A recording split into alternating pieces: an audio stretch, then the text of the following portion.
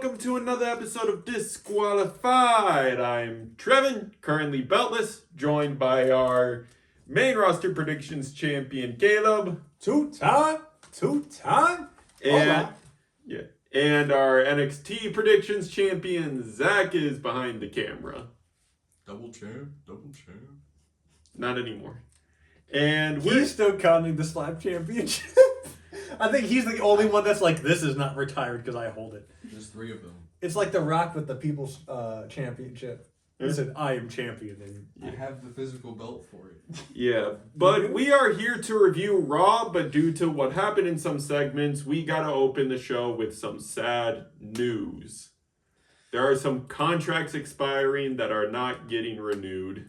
So, Valhalla, her contract, it's lapsing. I think she only has like 2 weeks left, I think. Or no, the second one, Carlito, has 2 weeks left. So, he is gone. But Carlito just won a championship down in Puerto Rico. So, look, you're already doing good things. And last but not least, the most shocking one, the most saddening one, the one that doesn't make any sense, any lick of sense. And you will hear his name a lot when we talk about this segment, or if you watch back this episode. R-Truth. Yup. 17-year vet. Second stint with the company, 17 years. He main evented Capital Punishment with Cena for the WWE Championship. He was The Rock's first match back in, 13 years? With teaming with The Miz, who he would go on to have a WrestleMania moment with. Yep. Against The Rock and John Cena Survivor Series. Yeah. Made us laugh, made us cry. He moved us. He was great. Every single time that he was on screen, it was never, can this guy get off? He is like Santino when it comes to his comedy. He brings the joy to the show. Yes. Yes. He was the entertainment. In World Wrestling Entertainment. He was the entertainment there. And they just, they tried to lowball him. And then I think they just reached the stalemate. And then Truth was like, or WWE was like, all right, we're just not going to renew you. Yeah. So if you see Ron the Truth Killings on AEW, TNA, anywhere else, go tune in. Watch. Because as much as he is a funny guy, people forget that this man can still go like he is 20, which is insane because he is 52. Yes. My man still doing a jump up splits at 52. Yeah, in WWE, he accomplished winning the tag titles a bunch of times. Yep. Most recently with The Miz, part of a fatal 4-way, ladder tag match at Mania 41? Yeah. Well, 40. Mania 40. Yeah. I thought it was 41. But yeah, just a shame. Like, the most they gave him for singles was a U.S. title run. And the 54 24/7 championship reigns. Yeah. So, technically, he is leaving WWE as a 60-plus time champion. Did you see the one where he won pinning a guy on a plane? Yes. Yep, that was Jinder Mahal he pinned. No, I remember the 24/7 saga, and I hate it. The only good thing about it was R-Truth. Yes. He also, outside of WWE, when he got released the first time, he went to TNA back when they had the NWA Championship, and he became the first black NWA champion. So that was pretty cool. They made him a world champion immediately, and something that WWE never capitalized on. Because he can cut a promo. He is a reliable hand. The locker room loves him. The higher-ups love him. Yep. It's like he had the makings of a world champion. But a couple greedy board members thought he was too expensive. Yeah, you know who doesn't like him? Triple H. You know who loved him? Vince. Unfortunately, that's how it goes. Like Mark Henry said on Busted Open Radio, if this was the Vince regime, he never would have gotten let go. Vince would have cut someone else happily to keep R-Truth.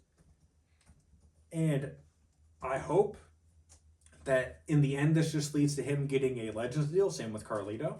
Same with Valhalla if they want to go that route with her. Because just letting these people walk is a bad sign. It's a bad sign. And it puts a bad taste in the mouth of the younger talent who think that already this is a very unstable place to work because people get released every year. Like the internet is saying this is flashing greed. And when a company's main social media presence is people just basically any version of hashtag greedy company, like people say there's no such thing as bad publicity. If the main hashtag you're tied with is basically hashtag greed, it's bad publicity. Yeah.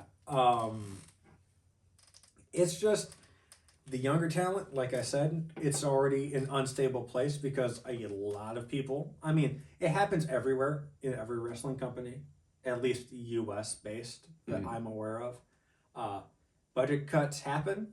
You know, you need to clear some of the roster sometimes, and I can see the understanding for that because you want to bring in new talent. You can't keep paying old talent that don't really serve what you're doing currently. Mm-hmm. But R-Truth was serving everything currently. So the main reason why Truth and Cena happened is because Cena caught wind of this happening. And he wanted to get it out of the way. And he said, no, it's not out the way. Yeah. It had to He happen. was not scheduled in the thing. And he said, no, This is we're happening. doing it. Yeah. He said, we're doing it. Yeah. Because I think he wanted to try to show them that he could still go and do stuff. And they already made up their mind. So they just booked it the way they booked it. Mm-hmm. But also another big thing, this is like the last thing we'll say about the releases right now. R-Truth and Carlito shirts were told not to be worn. R-Truth specifically was told not to be worn by superstars on the show. Yep. And it just... Yep. You can tune into social media to see how many people were forced to change. One of them being one of the biggest names in women's wrestling as a whole and a huge social media presence right now, Rhea Ripley. The fact that your biggest female name is protesting one of your business decisions again is a bad sign. Yeah. And it's stupid. We'll see that one person, and I'm not going to say who because I want to say it when we get there because I want to give him his flowers personally. Mm-hmm. When they were told not to wear these shirts, he said, fuck that. Yep. And I can respect that so personally. That is such a great, hey, fuck you. No, I'm going to wear what I want. Props to him. Yes. But couple people snuck some little Easter eggs to these released people in their stuff. yeah, But the most apparent one we will bring up later. Yes. Others were a lot more subtle. we will get down from our, I guess, high horse of, saying that this company is bad because it is bad. It's turning the very poor direction. This is kind of what made me stop watching in the first place. And I'm kind of there. This company, man, it's greedy. It's so funny because you're gonna watch this, and we're recording this in NXT on the same day. A little background knowledge. Yes. Something happened on NXT, and we are going to pop. We're gonna mark out for it. Yes. But that does not diminish our feelings right now and about the whole situation as a whole. No. It is a dumb decision that they made. It is a dumb business decision that they made. And the fact that they were caught censoring the crowd multiple times on the night, it's just bad. Yes. Everyone thinks this is bad. And I feel like we might hit another area where the only show people tune in for WWE is NXT again, like the COVID era. But moving on, we are here to talk about Monday Night Raw. Yep. And is the go home Raw for Money in the Bank. We see the final participants qualify tonight. Yep. And one of those participants opened the show, and it's a person who makes these comments about chanting the name of someone who's not even here, as he suffered the same thing as One Our Truth. It's CM Punk. Yeah. And CM Punk throughout the entire night very subtly tells the crowd to keep doing what they're doing. Yep. And we will hear chants throughout the night. Yep. And as soon as those chants get going and can really recognize them, they start turning up artificial crowd noise. Which is great. I love it. It's so great that you're censoring your crowds. They even told NXT crowds to stop swearing. It was like, what? Why? But CM Punk kicks off the show, and he's talking about his plan to go on to Money in the Bank. He talks about his history of Money in the Bank. He's the first 2-time-in-a-row winner. He cashed in twice in a row. Yeah, he's one of the record holders of being a 3-time winner. Yeah. And he's like, I'm about to break that record again by being the 4th-time winner. No, he wants to break it by being a 3-time winner. Ah. He's only won it twice. The most anyone's won it is twice. It's gotcha. him, Edge, Seth if he wins Sunday or Saturday. It's weird because there's a little gray area. Yeah, because technically The Miz won it off of Otis. Yes. But also that's the way Edge won his because he won it off of Mr. Kennedy. Yeah. So I guess if we're putting that, Miz, CM Punk, Edge. What a weird trio. What a weird trio. All big names in the WWE history, though. All big names. Like, it makes sense, but never would have thought that grouping. Yeah. Never would have thought. I mean, Edge was also the inaugural. Yeah, I know that. Yeah. Yeah, he cashed in on Cena. Yeah. McMahon came out and had to explain what's going on. Yeah, he's like, how we wrote out the Money in the Bank contract, there's a little, we effed up. Anyway, here's Edge. Yep, here's Edge. One spear, kick out. One spear, 1, 2, 3. Yeah. But as Punk is talking, here comes one Mr. Sami Zayn. Yeah. And he comes out and basically gives CM Punk a little pep talk, being like, listen, I get you hate Seth. I'm starting to hate Seth a lot too. The only person who has an inkling of stopping Seth from achieving his goals at Money in the Bank is you. So you gotta win your qualifier match. Like me and Jay, we're gonna handle his 2 lackeys tonight to make sure they're out of your way for your qualifier match. But we have no word on Seth's plans for tonight, and we have no way of knowing what Seth will do in that ladder match. You gotta be there to stop him. Mm-hmm. And CM Punk's like, mate, I get it. Like, that's my plan too. Like, you're a little aggressive here right now. And it's like, yeah, no, I forget who people were comparing Sammy to, but they were comparing of like Sammy's like demeanor and language when he was telling Punk to win a lot to someone we'll see later tonight, Karrion Kross's language and wording to AJ Styles at Mania. Mm-hmm. And it's like, ooh. Yeah. Very interesting. Very interesting. Yes. But now we move on to one of 2 Money in the Bank qualifiers, and the ladies get their turn first. Yep, ladies first. And so it is Liv Morgan, your one half of the Women's Tag Team Champions, which, why are champions fighting for Money in the Bank? why are we doing nothing with the tag titles? Yes. Stephanie Vaquer, new Raw signee, Yep, and had a- Ivy Nile. Yep, Stephanie had a little introductory video package. She didn't need it. People knew who they were because the pop for her entrance. They chanted for her the Yep. whole match, except for when they chanted for R-Truth. Yep.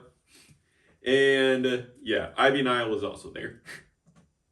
Ivy Nile played her part perfectly. Yes, she was there to provide the more grounded work in this match because hopefully this match was cooking.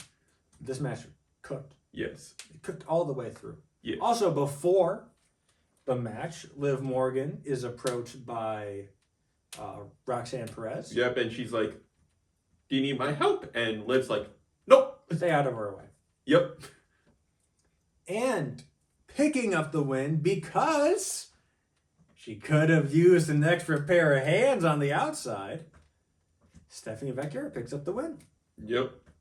because Ivy Nile and Liv, I forget what caused it to happen. It was basically a rotation of hit your finisher, Yeah. where it was like a suplex, I think, from Ivy into an oblivion from Liv, but I think it's because Raquel got taken out.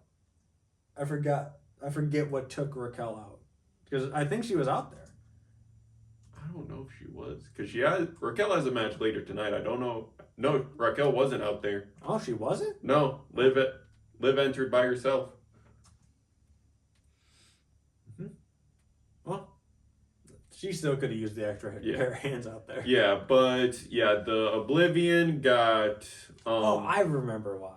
It's because Ivy pulled her out, Oh yeah, and she could have used a pair of hands for that. yeah, but yeah, Ivy pulled her out, and once someone got back in, they ate an SVB for the 1, 2, 3. And that is IV. Yeah. So they did a little like whirling like dirt, like they were just spinning around, and then all of a sudden, Liv bonk on the stairs. Yup. And then Ivy rolls into the ring. SVB 1, 2, 3, like Trevin said. And So, Stephanie's Stephanie- working double duty this Saturday. And Stephanie is your last women's qualifier for the Women's Money in the Bank match. So those participants are Trevin. We have, for the Raw half, those three are Stephanie Vaquer, Roxanne Perez, and Crud. Why am I blanking? Rhea Ripley? Rhea Ripley. Why was I blanking? Holy, we see her later tonight. You I wasn't literally... wrong, right? Yo, mama. Actually, yeah, kind of. She is mommy, Yes. as she says. Yes, I just blanked on her because I forgot they're keeping her in the title picture, despite us wanting her to do something else. Mm-hmm. But the SmackDown side includes Julia, Alexa Bliss, and Naomi. Yep. Stacked card. Stacked cards. Stacked match. This is the one where I don't know who's gonna win, and like I have to Actually think. think. So Because we also record our predictions for both shows later tonight, and little caveat, despite it being an all three brand plus AAA show for Worlds Collide, due to the fact that an NXT belt is getting defended there, and they originally advertised it as an NXT cross AAA show, we are treating it and predicting it as an NXT show. yep. So good luck, Zach. I don't know what's going on there either, man. I don't know what's gonna happen. I have no clue. They rushed. Like Yes. they had some matches announced, but for the NXT side stuff, they just rushed. Yes. And even some of the main roster stuff, it's like NXT is at least showing the AAA participants for those matches, and the main for the main roster side, the only person we've seen action of is Vikingo. Mm-hmm. Well, we do see one. Actually, no, he's not participating at Worlds Collide. Because he's not the same person, right? Shut up. No. For the AAA side, we've only seen Vikingo in action on WWE TV. Yeah, except for that'll change in NXT. Yeah. Yes, NXT, we get a promo, and on the episode we're recording after we record this one, we actually see action from Laredo Kid. Yeah, okay, but Blah, blah, blah. we gotta blow through. We're still at the top two. Yes. Paul Heyman, AJ Styles. Paul Heyman wishes AJ Styles a happy birthday, and then says, "Look, you don't want to win." He said, "You don't want to win tonight." That's all I'm leaving you with. AJ takes the threat and is like, listen, I know a threat when I see one. It's like, because Paul Heyman's like, you already have an issue and a perfect opportunity with Dom. You could take that title. Exit the world title scene or else. Yep. And AJ's like, listen, I know a threat when I see one. Like, Dom is gonna be a future problem, and I'm gonna take care of that handily. But I'm gonna deal with right in front of me, and that's a world title opportunity. Because I like those. Yep.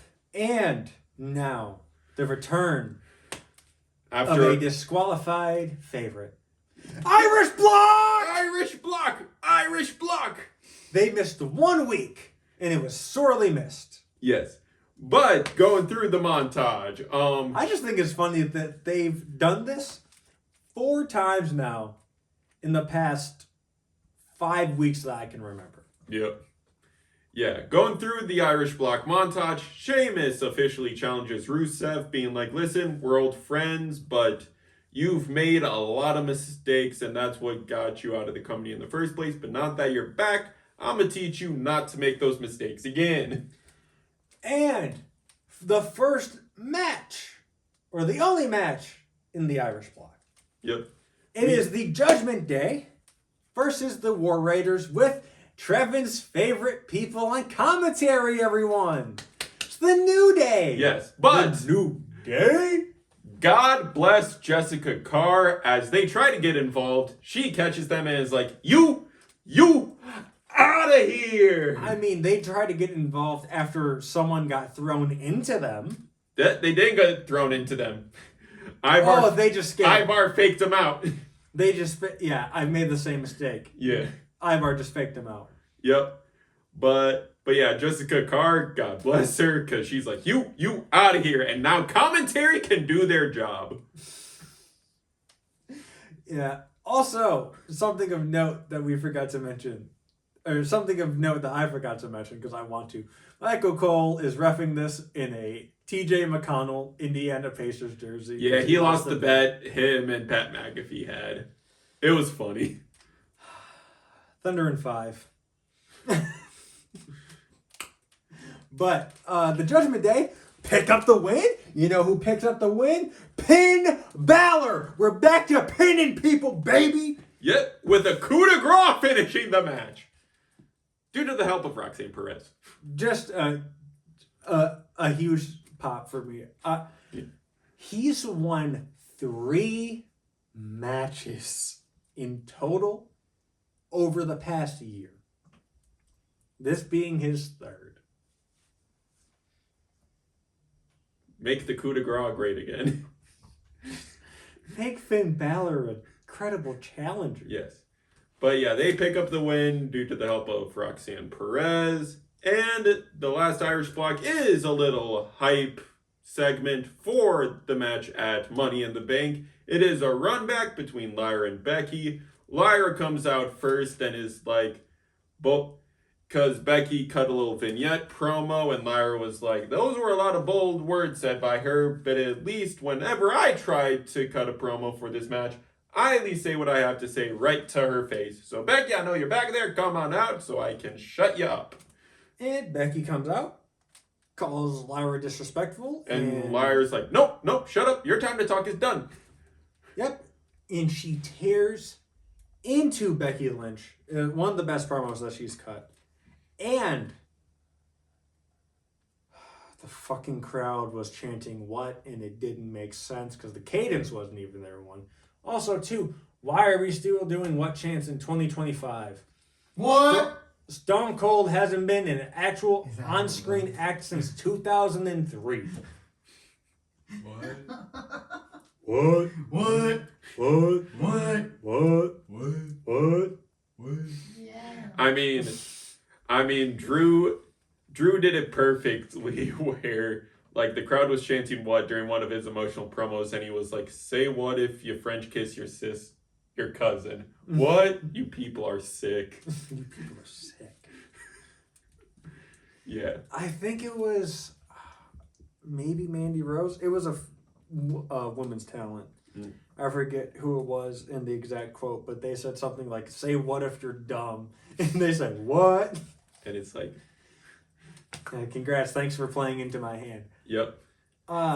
Becky goes to leave, and Lyra says, "Nuh-uh, scratch that.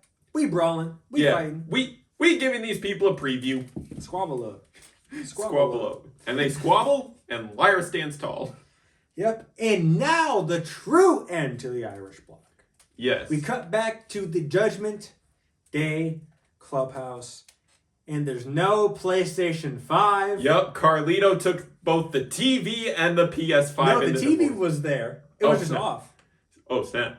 Yeah. He just took the PlayStation 5. Yeah. He took the PS5 in the divorce, Yep.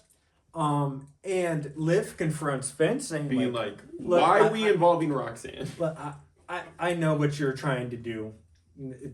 Stop." And we get the man who said, "Fuck you. I'm gonna wear what I want." Yep. Your Intercontinental Champion, Dominic Mysterio, rocking the "That Ain't Cool" shirt. Yep. Dominic was basically like, "I am one of your champions. My dad's a Hall of Famer and locker room leader. Try me, fool." Release me. Release me. I'll go work for AEW and bring in that bank. Yep. They will treat him like a world champion the moment he walks through the door. Yep. He's like, Any promotion will. He will be Jesus. Wrestling Jesus. Like, straight Yep. up, Dom is pretty much untouchable. yep. He's like, "Try me." He's the only untouchable, basically. No, there's a few untouchable. Like, they're not getting rid of Cena. If Cena were to come out in his next promo and say what they did to R-Truth was stupid and unjustified and, like, should have worked out a better deal and not tried to lowball the man, he would not get fired. You know what they'd do? They'd have him eat a pinfall. Yep. That's probably the most they'd do. Because I'm not taking that title off of him. Nope. But yeah.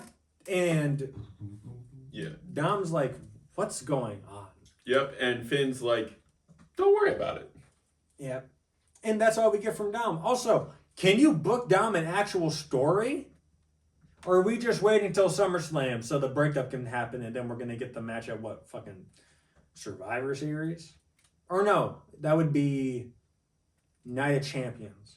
Yeah.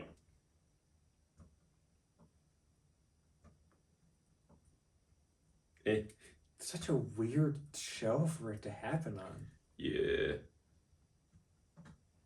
I don't know how I feel about that. Run back Bad Blood. Yeah. Because that name makes sense for post SummerSlam betrayals. Well, they haven't announced it. It might be that. Yeah. Who knows? Because they like to do a lot of pay-per-views fucking back to back to back to back now. Yeah.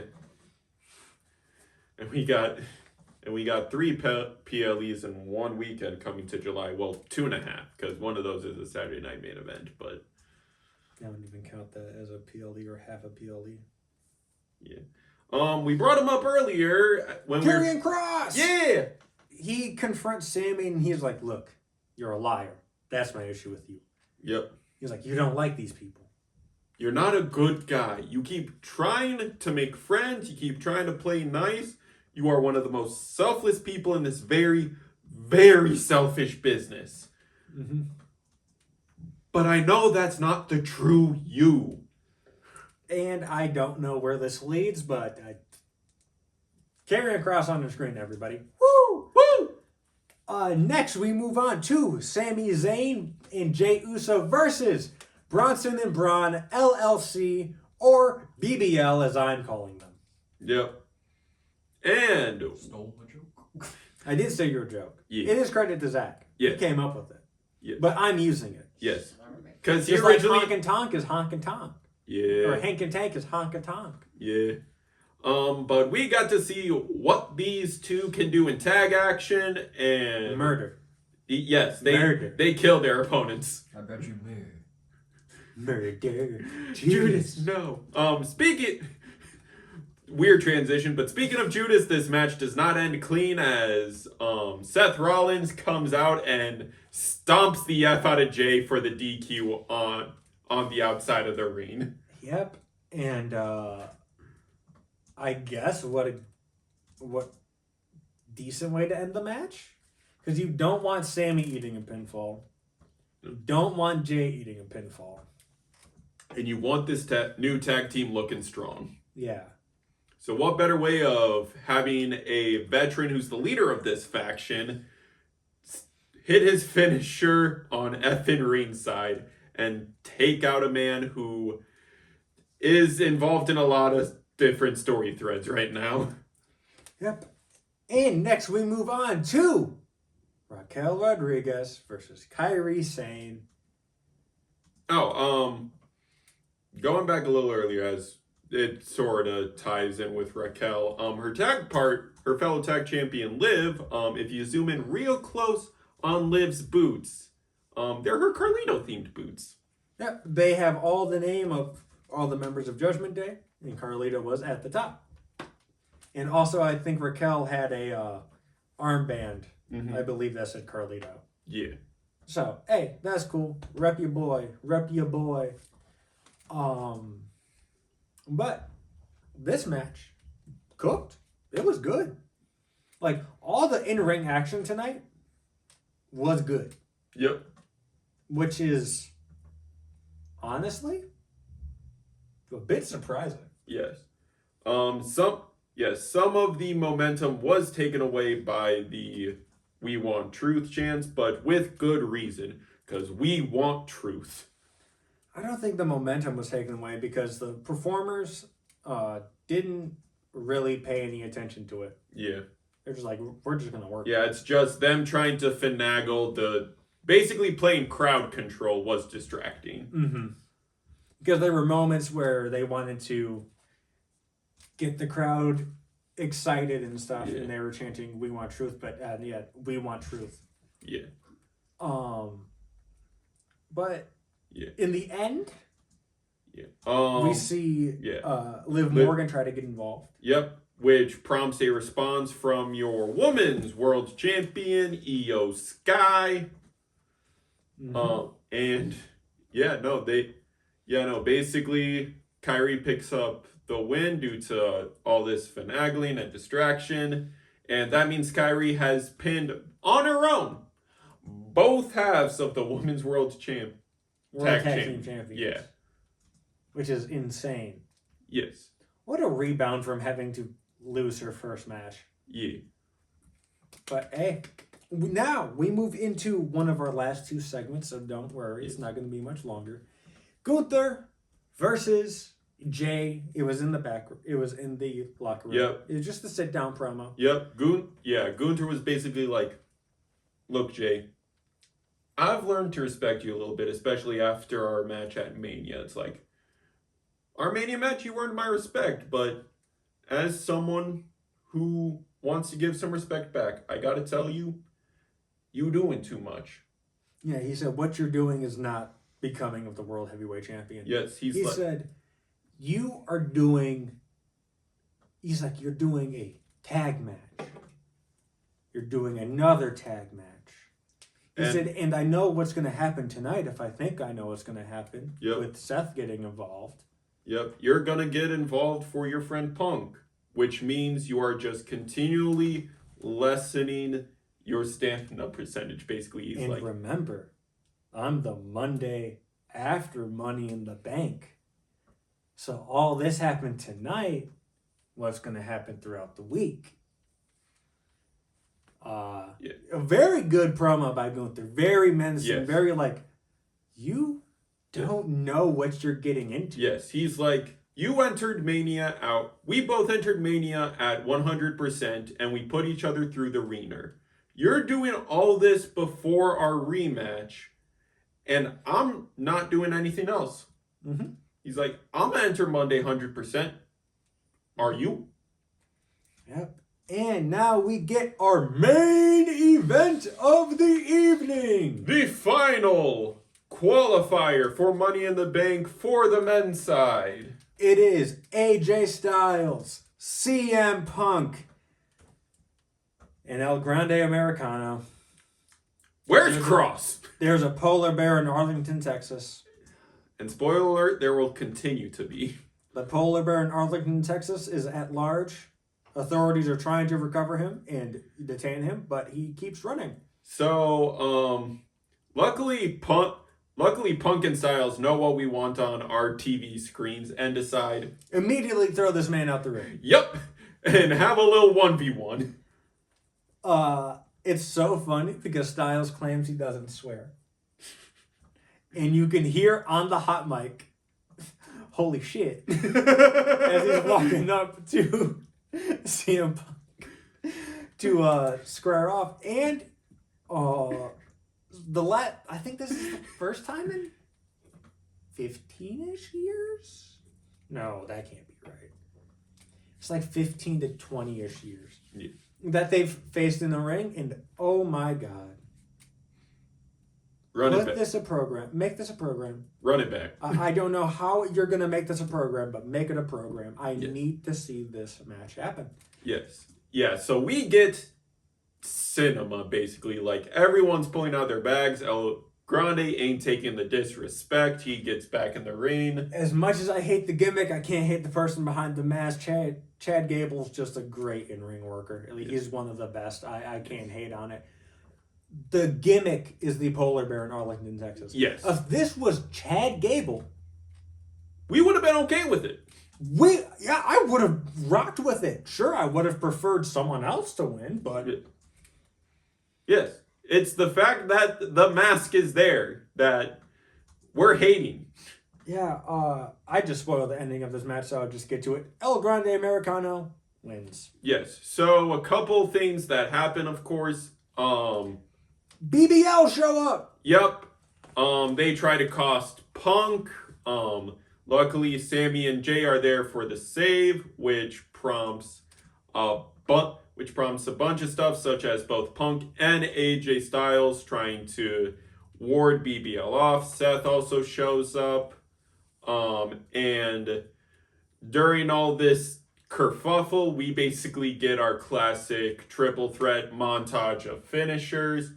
And Styles is the lone survivor of the little ringside kerfuffle. He And- goes for a phenomenal forearm, but while the kerfuffle was going on, El Grande slid the metal plate in his mask. Because what happened is Styles is on the apron. He's going for it, and someone runs into the back of his legs, which takes him out for a little bit.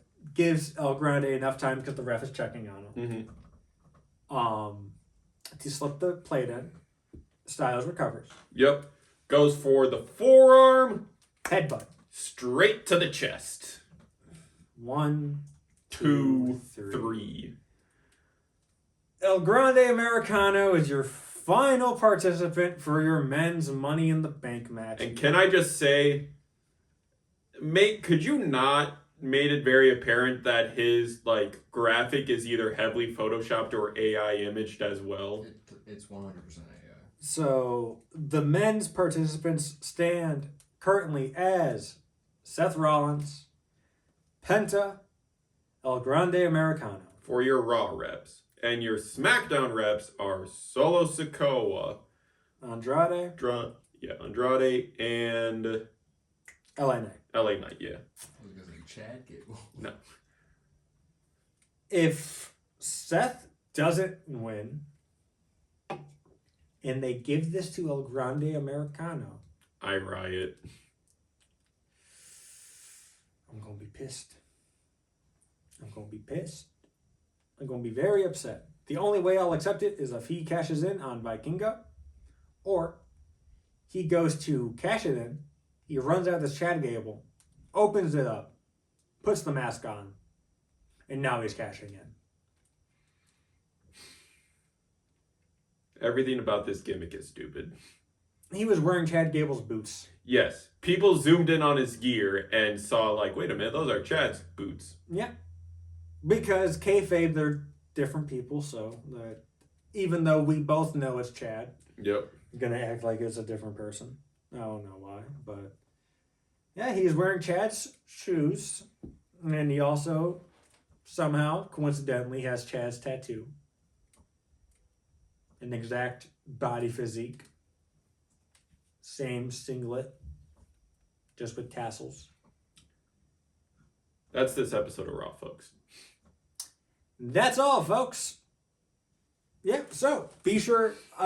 This has been your main roster prediction champion, Caleb. That is Beltless Trevin. That is our NXT prediction champion, Zach, our producer. And behind the scenes is Gordon, our editor in chief. You may have heard him a few times. Yes, you may have heard him a few times. And be sure to like, comment, subscribe, ring this bell 3 times so you know the match is over. Thank you for your time, and we want truth. Bye!